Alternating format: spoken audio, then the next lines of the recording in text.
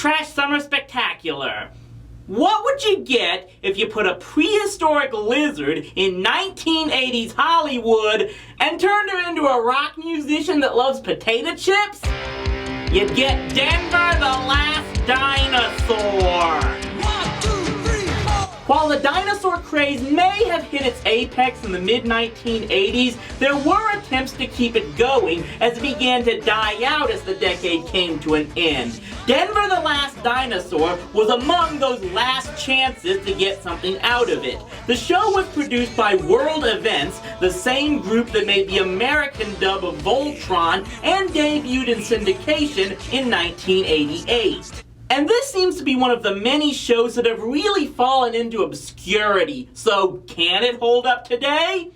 Well, we're the paleontologists of nostalgic culture, so let's unearth Denver the Last Dinosaur. The show opens up with, okay, one of the most awesome openings in the history of animation.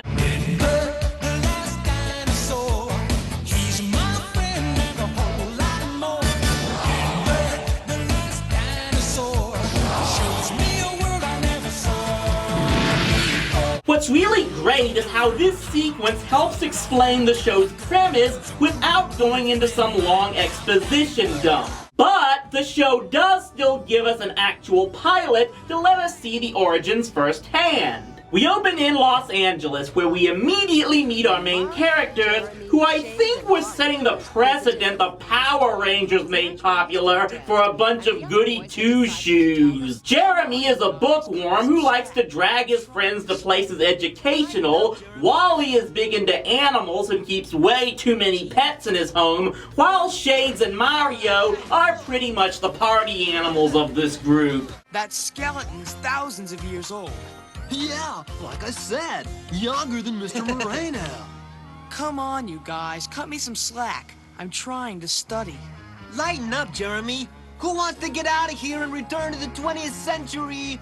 Count me in. And you might think that Mario sounds quite a bit like Michelangelo from the first Ninja Turtle series, but you'd actually be wrong. While Townsend Coleman did do some voices on this show, according to IMDb, Mario was actually voiced by Cam Clark, the voice of Raphael. Elf stuff? Yeah, not girl stuff. You might get hurt. Okay, you creeps. I'll remember that when you guys need me to fix your lousy dirt bikes again. Anyway, while visiting the La Brea tar pits, the four get confronted by these bullies and chased to a construction site where they find a giant tar egg that the construction workers just left lying there, and somehow Mario crashing into it on Jeremy's bike is enough to cause it to hatch. It's a dinosaur!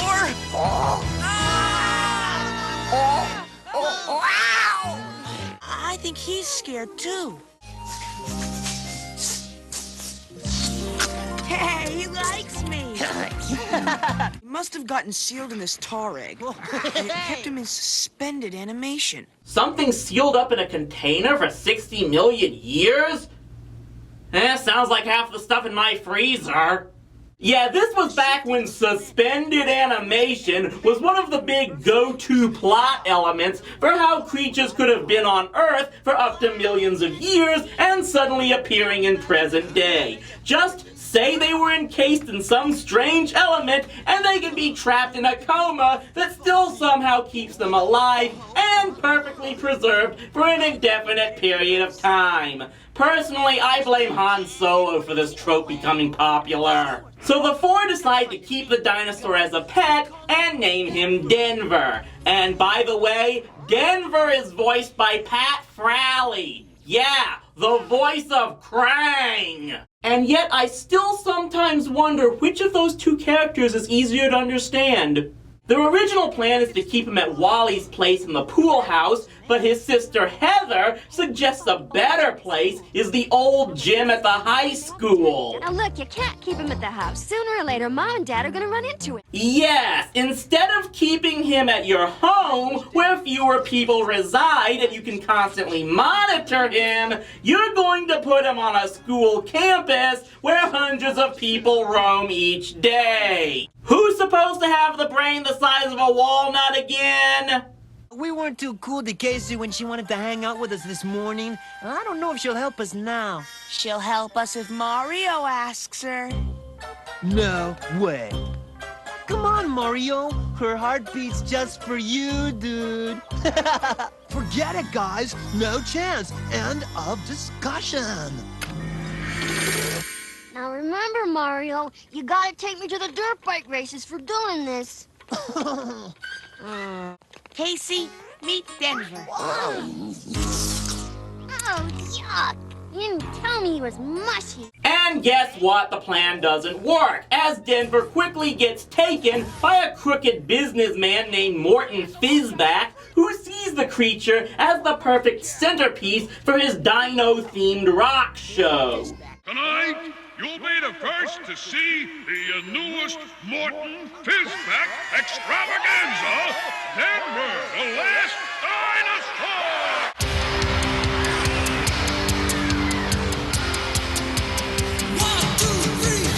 And this is the really weird part of the show. As I mentioned, the theme song is hands down the most memorable part, and yet its direct involvement in the show comes from the villain exploiting Denver for his own gain.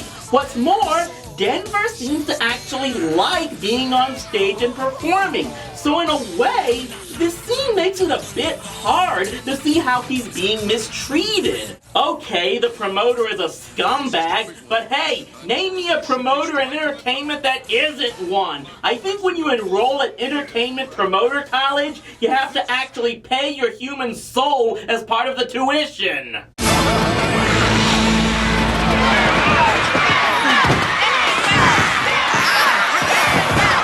Anyway, we eventually do see after the concert that not only is Fizback a slime ball, but he's kinda stupid, because instead of taking Denver on the world tour he was planning, he just abandons that plan and sells him to a mad professor named Bartholomew Funt.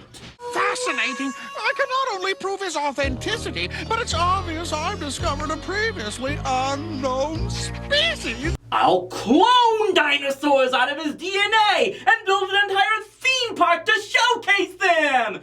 Nah, that'll never catch on! From now on, you shall be known as a Funtosaurus. Oh yeah, this guy doesn't have an ego problem at all. And if to drive that home even further... You can't keep him locked in that tiny cage. He's my discovery. I can do with him as I like. But you'll be happy to know that I don't intend to keep him in that cage for long. Hey, goodness. He's only there until my colleagues arrive, so we can begin experimenting on him. Yeah, he brazenly declares his plan to a rival professor and then just up and leaves the guy in the lab, not at all suspecting this person just might help Denver escape. You gotta love villains from the 80s. Prepare yourselves for an incredible sight.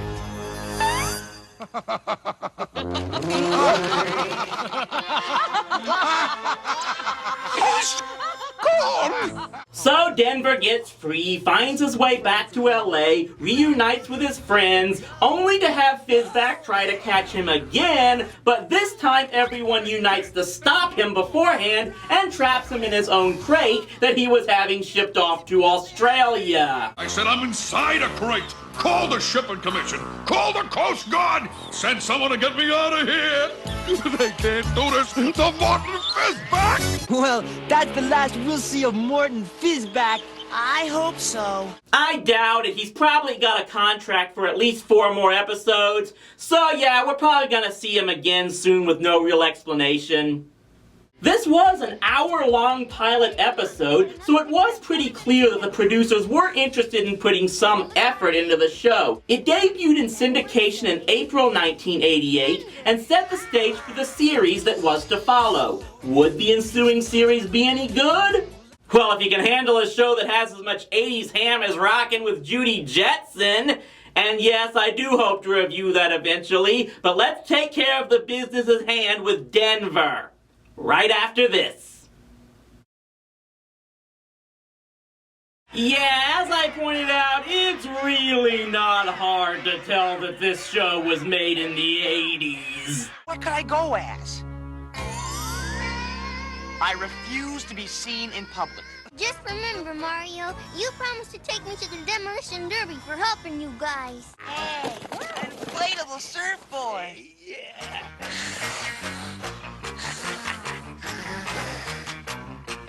Wow, look out for Dinosaur! Denver and me will be like these radical detectives. We're really bad, but we're really laid back, and we have these really stylish threads, okay? So, we're chasing these big-time diamond smugglers when all of a sudden, they put on their scuba gear and go underwater, okay? Okay. So we jump off our jet skis and dive in after them. Frankly, I'm amazed that this show's reruns never made it onto VH1.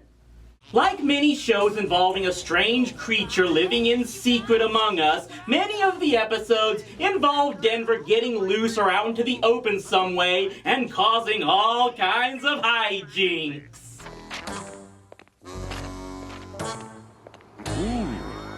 No, it's not okay. You're gonna get in trouble.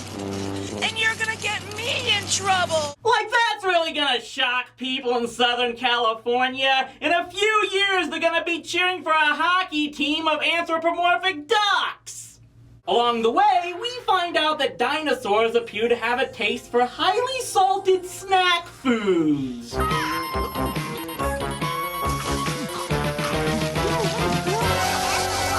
Hopefully there's no fan fiction involving Denver and the Potato Head Kids.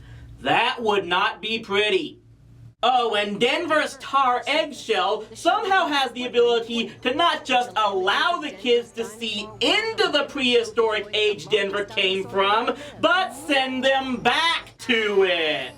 My boogie box is still in the prehistoric world.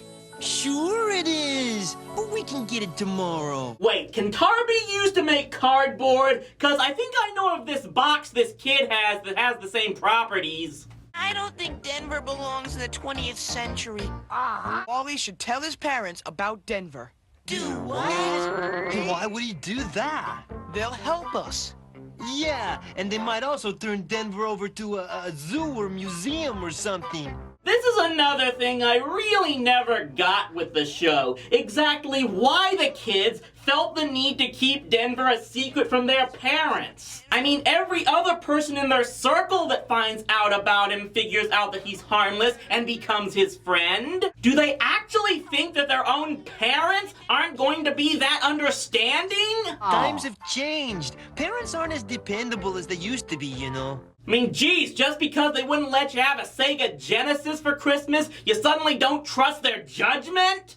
Meanwhile, it turns out, no, we really didn't see the last of Fizzback or Funt, as both of them reappear in multiple episodes, coming up with some new evil scheme for what they want to use Denver for.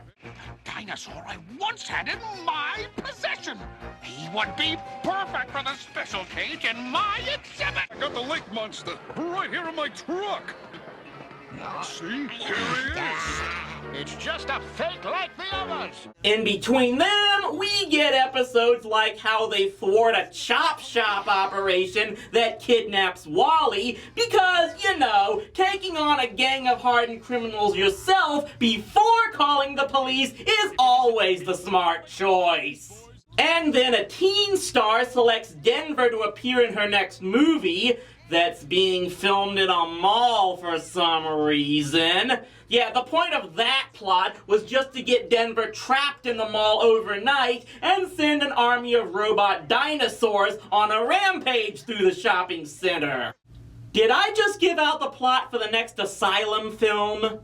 I gotta admit, my favorite episode may have been the one titled Winning. Nope, you're not getting any bad Charlie Sheen clips from me. Where Denver and Jeremy enter a game show against Fizback and Funt and sabotage their efforts to cheat their way to the grand prize. What is the fastest land mammal in the world?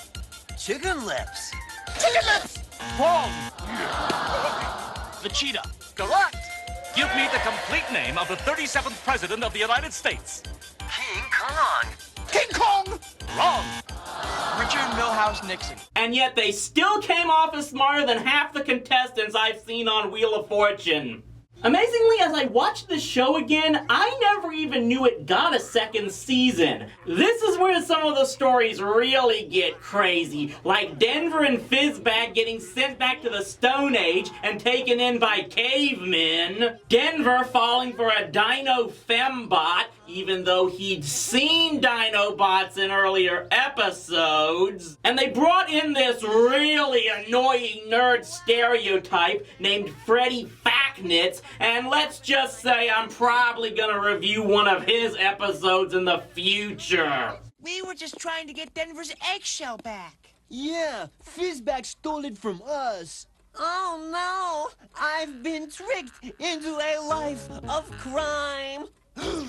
What would Fishman think of me? Well, I'm telling you to get a life, and I review TV shows on the internet, so what does that say about you? They also added quite a few corny sound effects to the opening sequence, which I never really understood. I mean, why the hell would you mess with perfection?